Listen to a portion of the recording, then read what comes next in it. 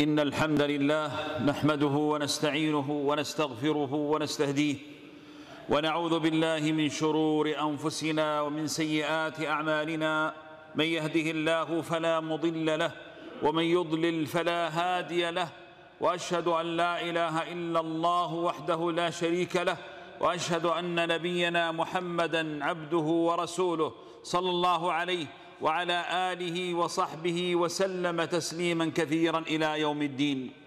أما بعد فيا أيها الكرام الله تبارك وتعالى. Уважаемые братья, Аллах Табарака ва Тааля Творец и тот, кто управляет всем сущим. Все, что на небесах и на земле, все это принадлежит Аллаху Азза ва Джаль. И ничто в этой вселенной не может происходить без Его соизволения и без Его знания. Аллах Табарака ва Тааля сказал: «Скажи, неужели вы не веруете в того, кто создал землю за 2 дня, и равняете с ним других? Он же Господь миров. Он воздвиг над землей незыблемые горы, наделил ее благодатью и распределил на ней пропитание для страждущих или для тех, кто спрашивает, за 4 полных дня. Потом он обратился к небу, которое было дымом, и сказал ему и земле: придите по доброй воле или по принуждению. Они сказали: мы пришли по доброй воле. Потом он обратился: посмотрите на величие могущественного Аллаха Джалля Джаляля. Потом он обратился к небу, которое было дымом, и сказал ему и земле: придите по доброй воле или по принуждению. Они сказали: мы пришли по доброй воле. Он сотворил их 7 небесами за 2 дня и внушил каждому небу его обязанности. Мы украсили нижнее небо светилами и оберегаем его, или для оберегания его. Таково предопределение могущественного, знающего. Аллаху Акбар. Какой же великий Он царь и владыка! Все, что вы видите, небеса и землю, Аллах Азза ва Джаль сотворил за 6 дней. Он мог бы сотворить их за мгновение ока, но во всем этом была мудрость Аллаха. Итак, Он тот, кто сотворил ее, все сущее, и всему придал соразмерность, который предопределил судьбу творений и указал путь, который взрастил пастбище, а потом превратил их в темный ссор. Ничего не происходит без Его знания об этом. Любая беда приходит только по Его мудрости и уходит только по Его милости. Все, что ты видишь или слышишь, является сотворенным, и Аллах – творец всякой вещи. И с величием творений приходит осознание того, насколько велика мудрость Аллаха в распределении судеб. Аллах Табарака ва Тааля сказал: «Воистину мы сотворили каждую вещь согласно предопределению». Все, что вы видите, все, что происходит, предопределил Аллах еще за 50 000 лет до сотворения небес и земли. И Он, Джалля Джаляля, знает о всякой вещи. Он знает, что было, что будет, чего не будет, и что было бы, если бы оно было. Поэтому Аллах сказал о многобожниках: если бы их вернули обратно, то есть если бы Аллах вернул их обратно к жизни, то они непременно вернулись бы к тому, что им было запрещено. Потому что Аллах Джалля Джаляля знает, каким было бы положение раба, если бы он вернул его к жизни после смерти. Аллах также сказал о себе Джалля Джаляля: у него ключи к сокровенному, и знает о них только он. Ему известно то, что на суше и в море. Даже лист падает только с его ведома. Клянусь Аллахом, какой бы лист ни упал с дерева, Аллах знает о нем. Нет ни зернышка во мраках земли, ни зернышка, ни любого растения в недрах земли, кроме как Всевышний Аллах знает о нем. Ничего-либо свежего или сухого, чего бы не было в Ясном Писании. Помести это вероубеждение в свое сердце, что Аллах знает о всякой вещи, знает обо всем, что ничего не происходит без Его знания Джалля Джаляля. Аллах Табарака ва Тааля говорит: любое несчастье, которое происходит на земле и с вами самими записано в Писании еще до того, как мы сотворили его. Воистину, это для Аллаха легко. Клянусь Аллахом, наше сотворение и сотворение тех, кто вокруг нас, подобно сотворению одного человека, или даже меньше этого. Потому что нет ничего, что было бы невозможно для Аллаха Джалля Джаляля. Сегодня мы поговорим о том, что происходит в Китае, о бедствии, которое их постигло, о болезни, которая распространилась среди них. Это бедствие для них. Как мы можем связать эти слова и аяты с тем, что там происходит? Из тех аятов, которые мы процитировали, мы понимаем, что все, что происходит в этой вселенной, будь то добро или зло на уровне общин, наций или отдельных людей, все это от Аллаха Джалля Джаляля. И бедствия, любимые братья, бывают 3 видов. Первый вид – это беды, которые приходят к рабам, чтобы поднять их уровень. И это то, что происходит с пророками или избранными из его праведных рабов. Да сделает нас Аллах с вами из их числа. Например, почему был испытан пророк, саллиллаху алейхи вассалям, и вообще все пророки? Не было такого пророка, который не был бы испытан. Это первый вид бедствий, который служит повышению степени испытуемого. Другая разновидность бедствий направлена на стирание грехов. Это касается простых верующих. Пророк, саллиллаху алейхи вассалям, сказал: Поистине великое вознаграждение от большого бедствия. Что это значит? Не думай, что Аллах послал тебе болезнь из-за того, что Он тебя не любит. Нет. До тех пор, пока ты верующий, те испытания, которые приходят к тебе, это милость к тебе. Они даже могут быть указанием на то, что Аллах доволен тобой. Потому что посланник Аллаха, саллиллаху алейхи вассалям, говорит: поистине великое вознаграждение от большого бедствия. Когда Аллах полюбит народ, Он испытывает его. И тот, кто проявит свое довольство в этот трудный момент, обретет довольство Аллаха. А тот, кто проявит недовольство, обретет недовольство Аллаха. Так что будь доволен. Потому что испытание, которое придет к тебе, как к верующему, может быть благом для тебя. Третий вид бедствий – это то, что в основном происходит в разных общинах и нациях. Это беды, которые являются разновидностью мирского наказания, в котором наш Господь делает напоминание человеку, чтобы, возможно, он вернулся и задумался. Эти беды отличаются от наказаний в ахирате, вечной жизни, потому что в судный день будет происходить нечто действительно серьезное и ужасное. Но Аллах посылает предостерегающих увещевателей, отправляет посланников, посылает то, чем устрашает людей.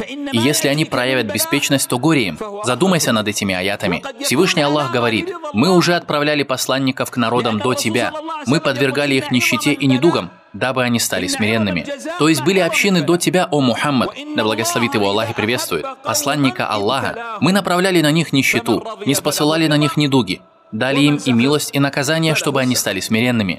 Почему же, когда их поражало наше наказание, они не становились смиренными? То есть, по идее, когда к ним пришло наказание, они должны были бы вернуться к религии Аллаха Азза ва Джаль. Но этого не случилось. Аллах продолжает. Их сердца ожесточились, а шайтан приукрашивал для них то, что они совершали. Когда они позабыли о том, что им напоминали, мы распахнули перед ними врата ко всякой вещи, то есть и благо, и зло. Когда же они возрадовались дарованному, то есть Аллах открыл перед ними удел, и на них свалились блага небес, когда же они возрадовались дарованному и впали в еще более беззаконие, не вернулись к Аллаху, не покаялись, мы схватили их внезапно, и они пришли в отчаяние. О Аллах, не гневайся на нас, на твоих рабов. О Аллах. Посмотрите, как Аллах Азза ва Джаль уничтожил беззаконников. И здесь возникает важный вопрос. То, что происходит в Китае, это болезнь, о которой вы все слышите. Это наказание от Всевышнего Аллаха из-за того, что они мучили уйгуров-мусульман. В своей стране есть более 20 или 30 миллионов мусульман, которые претерпели ужасные пытки и мучения от Китая, от китайского правительства. Сейчас мы не в том месте, где можно было бы подробно разъяснить этот вопрос. Но суть в том, что сейчас Аллах Азза ва Джаль испытал этих людей болезнью, и люди связали одно с другим. Но правильная ли эта связь? Я скажу, и Аллах знает лучше, почему мы не можем быть в этом уверены. И почему мы также не можем отрицать эту связь? Задумайся вместе со мной. Мы не уверены в существовании этой связи. Почему? Потому что то, что сейчас происходит, например, в мусульманской Сирии, хуже, чем положение уйгуров в Китае. Буквально сегодня там произошла резня, ужаснейшие убийства. Пречист великий Аллах. Клянусь Аллахом, такого не происходит больше нигде на земле. Мы просим Аллаха сломить тех, кто сломил мусульман. Скажите аминь. Беззаконники нападают на мусульман. Разве то, что сейчас происходит в Сирии, не хуже китайских событий? Но мы не слышим, чтобы подобное случилось в Сирии. Так что вовсе не обязательно, чтобы между уйгурским вопросом и эпидемией была связь. Например, то, что происходит с мусульманами-суннитами в Иране. Или то, что испытывают наши братья-палестинцы от евреев в Палестине. Еще хуже. Таким образом, мусульман истязают повсюду. Так что мы не можем сказать определенно, что это наказание для китайцев. Хорошо. Почему тогда нет наказания для тех, кто мучит мусульман в Сирии или в Палестине? Или в других странах мира? Почему? Так что мы не можем ничего сказать определенного. И скоро я разъясню этот вопрос.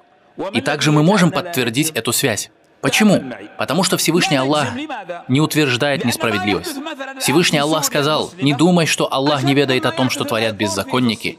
Клянусь Аллахом, не может быть такого, что наш Господь услышит мольбу несправедливо угнетенного и не поможет ему. Это Он, Джалля Джаляля, поклялся помочь притесненному, как сказал посланник Аллаха, саллиллаху алейхи вассалям. Аллах поднимает мольбу притесненного над облаками, перед ней открываются врата небес, и Господь, Азза ва Джаль, говорит: «Клянусь своим величием, я непременно помогу тебе, даже если через некоторое время». Какая уж эта мольба, даже если она исходит от немусульман. Таким образом, братья, правильно будет говорить с уверенностью о том, что такие-то общины были наказаны, и также не отрицать это наказание, потому что мы не можем судить Аллаха Азза ва Джаль. Аллах знает лучше, наказание это или нет. Аллах знает лучше. Не связывай одно с другим. Ты не получил на это полномочия от Аллаха Азза ва Джаль. Это Аллах управляет всеми делами. Тем не менее, мы скажем, что Аллах справедлив и не согласен с беззаконниками, и что в Его наказании есть мудрость. Он может наказать целые народы потом. Один Он может наказать землетрясениями других, извержениями вулканов или гражданскими войнами. Третьи могут быть наказаны экономическими войнами. Разновидностей наказания много. Они чувствуют их, а тот, кто пытается их игнорировать, не знает о том, что это наказание. Поэтому, любимые братья, задумайтесь со мной об этом аяте. Всевышний Аллах говорит: зло появляется на суше и на море. Из-за чего? По причине того, что совершают людские руки, чтобы они вкусили часть того, что они натворили, и чтобы они вернулись на прямой путь. Поразмышляйте вместе со мной. Зло появилось, то есть испортилась жизнь людей. Например, из-за пожаров. Вы видите, как люди часто сажали и сажали. А потом наступает такой год, когда сгорает все, что они сажали. И это то, что произошло в Ливане. И недавно в Австралии. Или же они все строят и строят. Потом приходит цунами и смывает все, что они построили. Зло появилось. То есть жизнь у людей испортилась, и все это по причине их дел. Таким образом, это наказание от Аллаха Азза ва Джаль. То, что мы видим в Китае, может быть связано со злом в их экономике. Сейчас, братья, за один этот месяц они потеряли столько, сколько не теряли за 20 лет. У них такие убытки в жизни и в экономике, хотя они владеют всеми видами материального счастья, которые только возможны. Может быть такое, что они совершили несправедливость, и Аллах помог тому угнетенному народу. Мы не будем определенно говорить «нет». Ответ на этот вопрос знает только Аллах Азза ва Джаль. Аллах также может испытать своих рабов засухой, несмотря на дожди, потому что они ослушались Его. Послушай этот хадис, в котором посланник Аллаха, саллаллаху алейхи вассалям, сказал: 5 вещей, которыми вы будете испытаны.